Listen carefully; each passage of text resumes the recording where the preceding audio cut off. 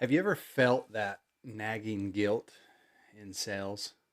Like you're never prospecting enough, you're never selling enough, you're never talking to enough people, you're never doing enough. Most salespeople struggle with this, but it doesn't have to be that way. Today, I want to tackle the idea of sales guilt head on and discover how you can overcome it and how you can experience more freedom, fulfillment, and success in your sales career. And so, look, I think what we can't do, if especially if you struggle with this, is act like it doesn't exist. I've been in those roles and those positions, especially if you're a salesperson who's all commission, where you have total control of your paycheck. That feeling, and even if you're not a salesperson, just an entrepreneur, that feeling that I have to keep working to make the type of money I want to make, to hit the goals I want to achieve, almost to where if you aren't working or you take a day off, you feel some guilt behind it. And I didn't experience that in a traditional 9 to 5 job, but what I found is when I was all commission, I felt like I had to be out selling all of the time. If I took Saturdays were a great day to sell, evenings were a good time to be selling. And if I took those times off, especially if my wife or kids had something going on in their life, I felt like, man, I'm losing valuable hours right now. I'm losing valuable time. And that's just not a healthy way to live life, honestly. And so, how do we get past that? How do we not be overburdened by sales guilt? Now, look, I'll also say it's important to have drive. It's important to have goals. It's important to aspire to being better and to achieving. And there's some simple things you can do that can help keep you from feeling like you're never doing enough. So part of that, I think, is just setting realistic goals in general and being willing to celebrate the small wins when they come along. Too often we set such a big goal, we don't ever celebrate any of our successes up until that point, and then we get to that big goal and we can feel really empty, right? And I really love the idea of the joy is in the journey, the joy is in the climb, the joy is in the self-improvement, the mastery of your skills, the mastery of everything that you do.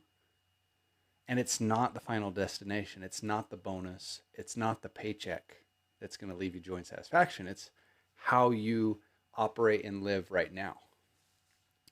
And so, there's often this idea of balance. And I find salespeople are always trying to chase this work-life balance.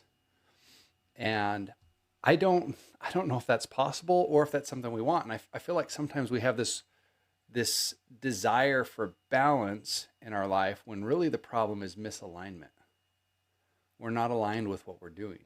We're not aligned with our lifestyle, right? I know plenty of people who work like crazy and all their entire life is work. They don't have time for life out of work, and they're very happy doing it because it's very much aligned with who they are and what they want to do.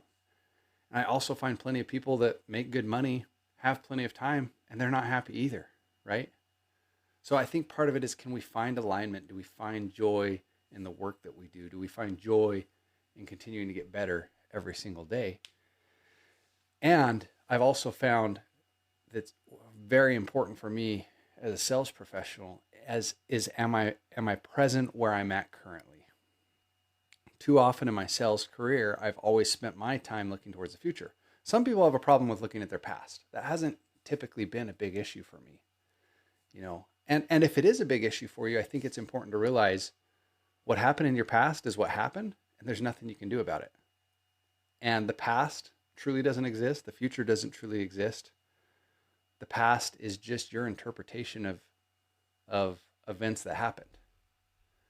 And so I would encourage you to look at what you're doing and look at your week.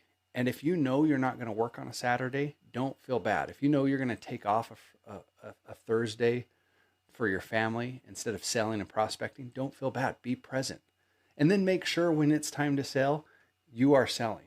And so I think part of what can help with this work-life balance right?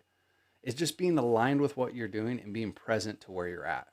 And so if you're in a season of life that requires 60-hour work weeks, be present in your work, and then be present with your family or friends on your day off. And listen, that's easier said than done. And it starts just by being aware of it. It starts by being aware when I'm with my family and friends, am I thinking about what we're doing, or are my thoughts on my next sale? Are my thoughts on the missed opportunities of the week? Right? And I think part of the way we can overcome sales guilt is making sure we're present to the moments we want to be present to in our life. Now, when it's time to sell, that's where we are. When it's time to be with friends and family, that's where we are.